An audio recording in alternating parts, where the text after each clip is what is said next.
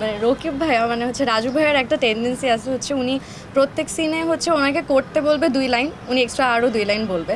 তো একটা সিন আমাদের ওই যে লাস্টের যে সিনটা, ওই যে রুমের মধ্যে যে সিনটা, ওইটা মনে হয় আমাদের 1 আওয়ার এক্সট্রা মানে নিতে হয়েছে বিকজ অফ ওনার হচ্ছে একটা অ্যাক্টিভিটিস দরকার ছিল যে ভাইয়া আমি একদম সোজা হেঁটে চলে যাব না, সো একবার উনি ঘড়ি ঠিক করে মানে একটা অ্যাক্টিভিটিসের জন্য, আরেকবার হচ্ছে উনি কফি মাগ নিয়ে যায়।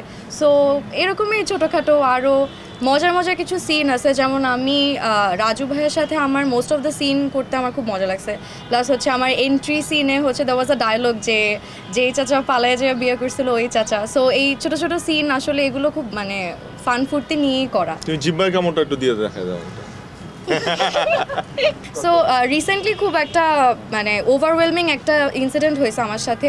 আমি চিটাগংয়ে গিয়েছিলাম ফয়েজ লেকে আর ফ্যান্টাসি কিংডমে। সো ওখানে ক্রাউডকে আমি জাস্ট হচ্ছে একটা দেওয়া ওয়াজ আ সিন খুব মজার যে রাতুল ভাই আমাকে ফেসবুকে অ্যাড দাও তো তোমাকে অ্যাড করি।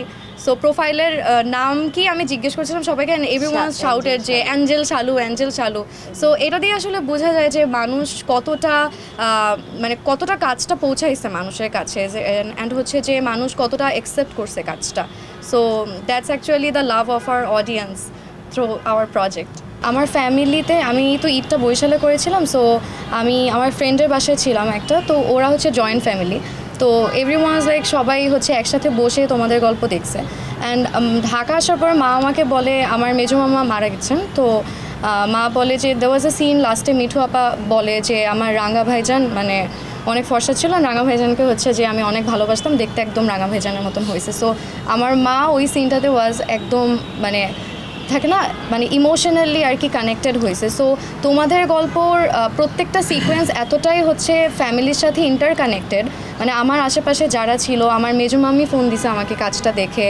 I want to mention a director Shankhadas Gupta, উনি আমাকে পার্সোনালি উনি আমাকে টেক্সট দিয়েছে যে মানে কন্টেন্টটা ইটসেলফ ওয়াজ আ ওয়েপন এই কাজটাতে, মানে আসলে গল্পটাই মেইন। সো আর কি এরকম কাছের অনেক অনেক কমেন্ট পেয়েছি আমি। অ্যান্ড আমাদের লাস্ট সিকোয়েন্স যেটা ছিল কম্বাইন যে সিকোয়েন্সটা, ওই সিনটা শুটিংয়ের সময় সেটা এমন কেউ নাই যে আসলে কান্না করে নাই। Each and every one cried. And এটা তো আসলে আমরা ক্যামেরায় থাকি দেখে আসলে এক্সপ্রেস করা যায় না, বাট প্রত্যেকটা মানুষ সেটার হচ্ছে ওই সিনটা শ্যুট করার সময় কান্না করেছে, each and every one. Pohela Boishakh আমার কাছে মনে হয় এইটা আমাদের বাংলাদেশের সবথেকে বড় উৎসব, কারণ আসলে প্রত্যেক ধর্মের মানুষই এখানে ইনক্লুডেড হয় অ্যান্ড খুব কালারফুল একটা উৎসব। প্লাস হচ্ছে পহেলা বৈশাখ আমার জন্য খুবই নস্টালজিক একটা টাইম, কারণ হচ্ছে স্কুলের টাইমটা বা হচ্ছে সেজেগুজে যাওয়া বা শাড়ি পরা, সো একদম বাঙালিয়ানা ফিলে সবাইকে দেখা যায়। আর ধনী গরিব সবাই আসলে ইনক্লুডেড হতে পারে। তো আমার কাছে মনে হয় পহেলা বৈশাখ আমাদের সবথেকে বড় উৎসব।